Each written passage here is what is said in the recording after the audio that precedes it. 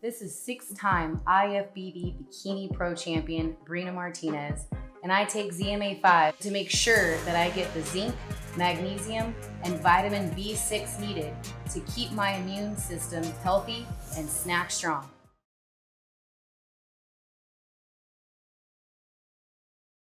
This place was electric. Ronnie Shields, his esteemed trainer. Ladies and gentlemen, with the win over Juan Montiel in a wickedly entertaining fight, I present to you Houston's very own and the reigning and defending WBC middleweight champion of the world. Ladies and gentlemen, Houston's own Jermall Charlo. Jermall, how you feeling? I'm bouncing back, First off, thank God for, keeping me and Montiel safe. 2 warriors going at it, all 12 rounds. They had a game plan to fight, and that's what they came out to do, and we came out to defend our title, and that's what we did. All right, if we got questions for Jermall Charlo. By the way, Jermall, thank you for that entertaining fight. Yeah. I mean, my goodness, what a fight.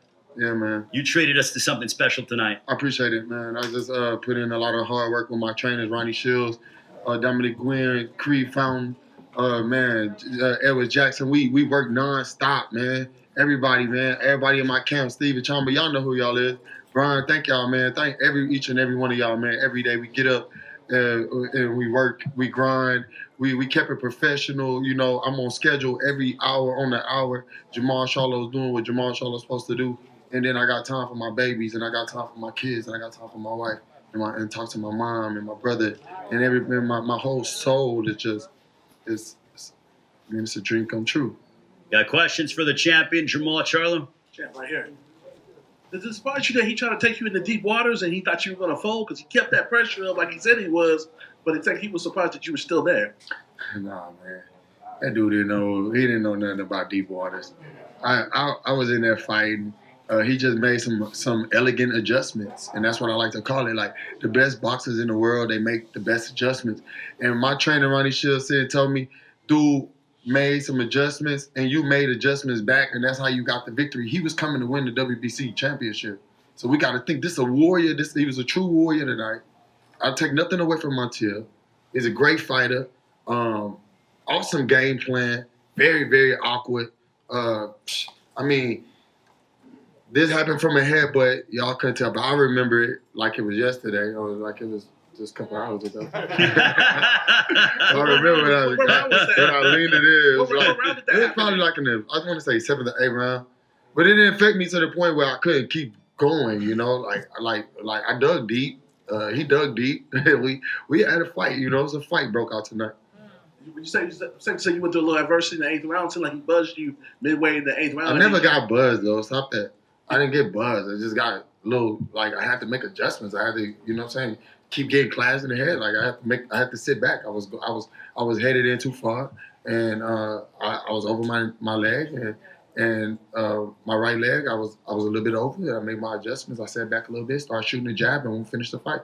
Like, you don't have to knock everybody out to make the best the best fights. I don't have to be a knockout. If I knocked them out, then they wouldn't have gave me credit. They're like, oh, you fought somebody.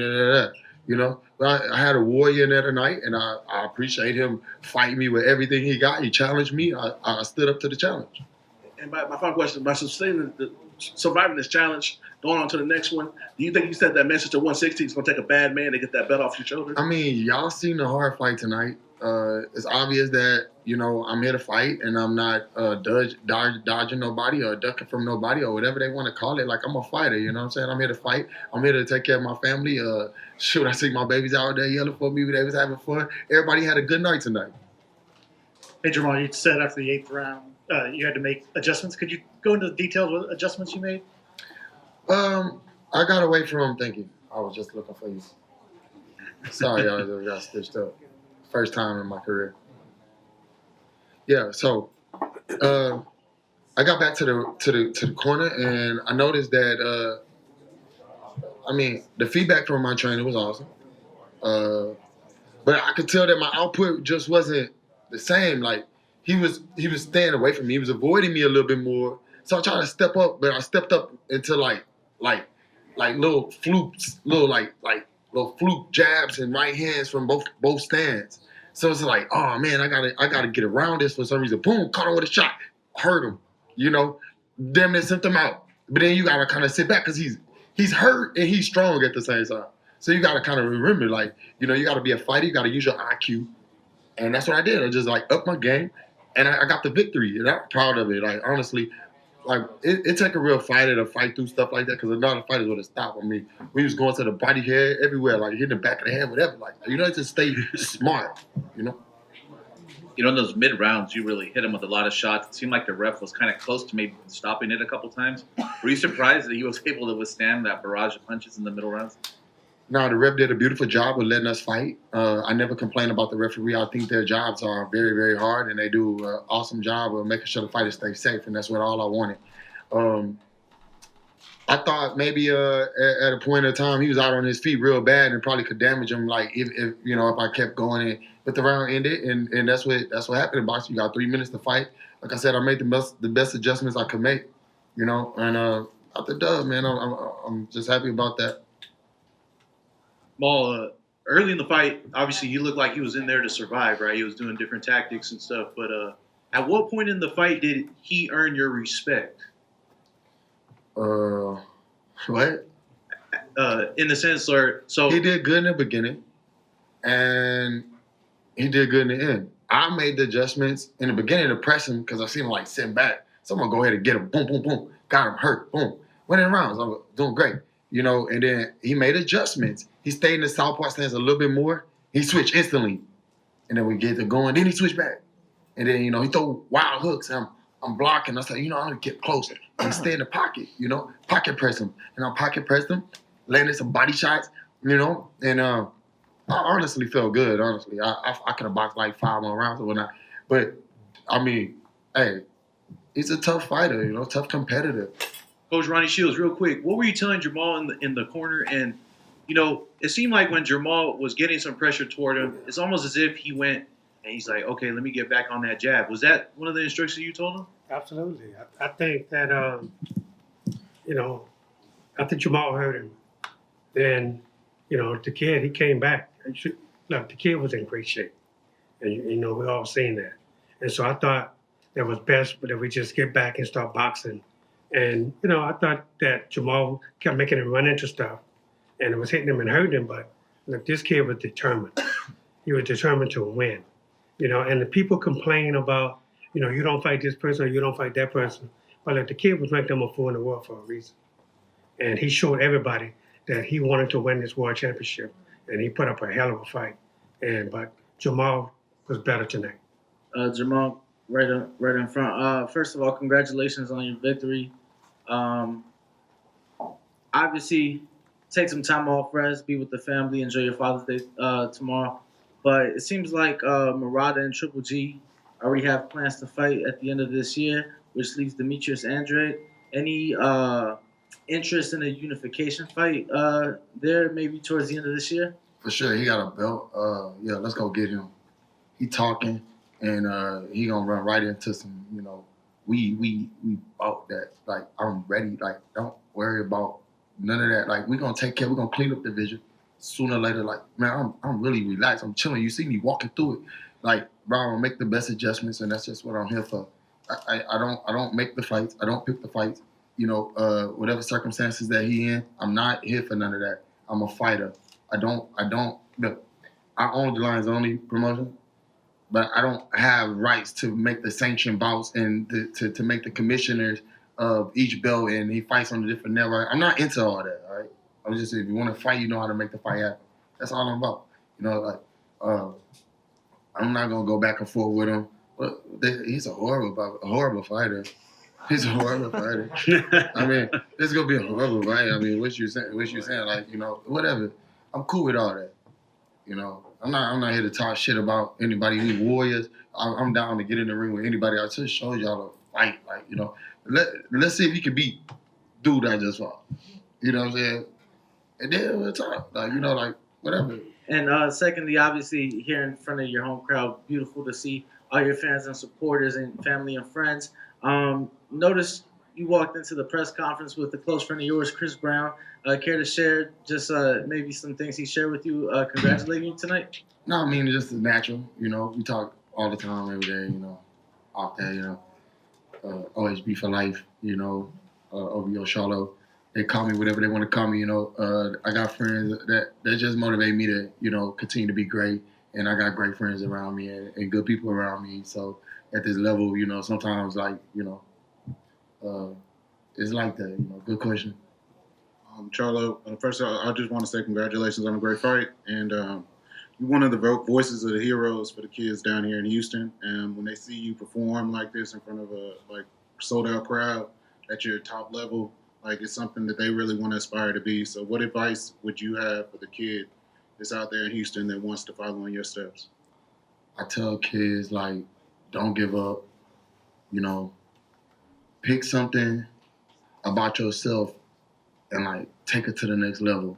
No matter what it is, no matter what you're good at, stay at it, because the more time you put in, the more the reward you'll get. And God will bless you sooner or later. And God just, honestly, he blessing me and my twin brother. We've been boxing since we were 8 years old. And we just put in the time. And you put in time with anything, God will bless you, you know.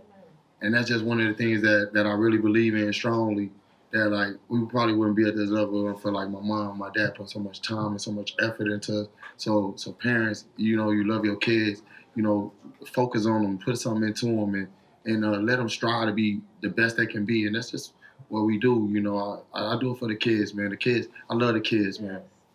So it's just one thing. Steve Guadagno, KOR Sports. Congrats, champ, on a great fight and your title defense.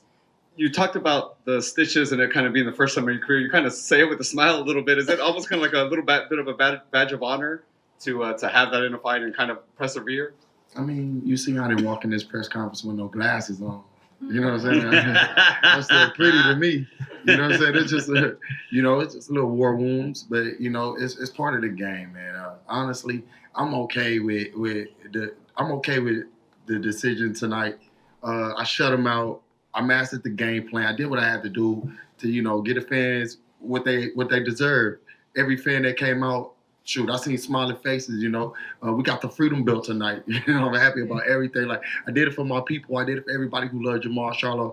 Like, it's an amazing night of boxing, man. I had a warrior in there with me. He fought me, man. He ain't come to lay down. So I'm okay with that, you know.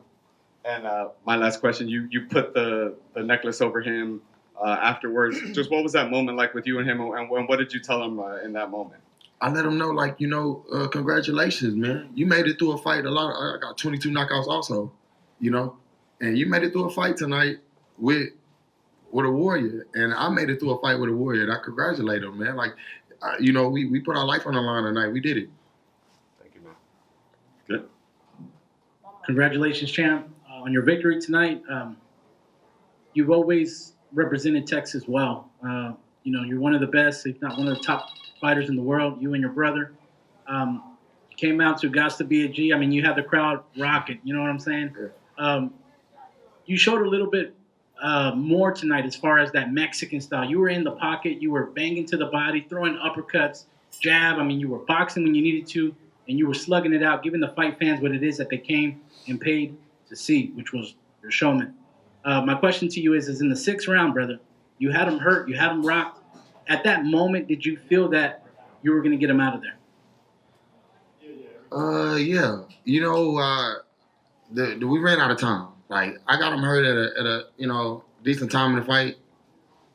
So some rounds be like that. So, you know, I wasn't going for the knockout. Honestly, I was just going to fight. And he got hurt. He ran into some shots. I mean, Ronnie was telling me he was going to run into the shots. He ran right into the shots that we worked on. We executed the game plan. He switched up the game plan. We switched it back and made him fight our game, you know. And I beat him at his game, right? We beat him at his game. He is a presser, awkward, going crazy. You know, we stood right in the middle, split him down the middle. Then as he tried to go down the middle, we went outside him, you know. Hit him with some cork shots. I mean, you know, we had to be intelligent in there. If not, then the fight wouldn't have been so entertaining. And I honestly love the fight tonight. I'll go back and look at it and made a couple of mistakes, but overall, I give myself a B plus. I honestly thought I could have done some things to get away from those little floppy jabs and right hands that he was throwing from each stance.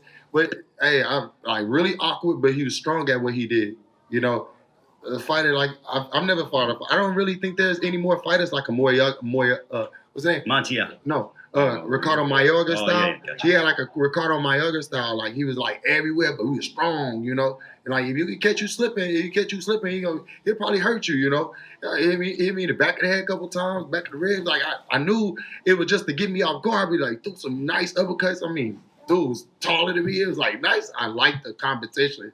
It was a good fight. I loved it. I've been there to be a Mexican too, Jermall Charlo'S, Hey, we accept you too, Jermall. Thank you. Hey, all right. The champ has got his family here. Before we let him go, happy Father's Day to you. We are a proud family, man. Houston, stand up for the middleweight champion of the world and still the middleweight champion of the world, Jermall Charlo. Thank y'all, man. Love y'all, Houston. Hey, we're going to do this again, I promise. Love y'all.